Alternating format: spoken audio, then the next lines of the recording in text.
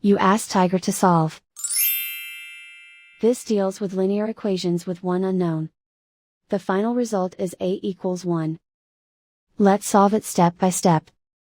Group all A terms on the left side of the equation. Add 5A to both sides. Group like terms.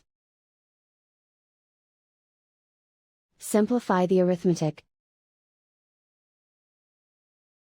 Group like terms. Simplify the arithmetic. Group all constants on the right side of the equation. Subtract 4 from both sides. Simplify the arithmetic.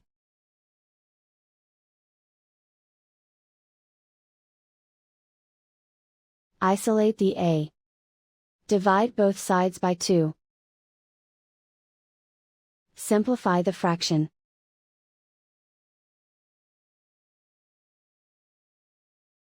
And so the final result is A equals 1.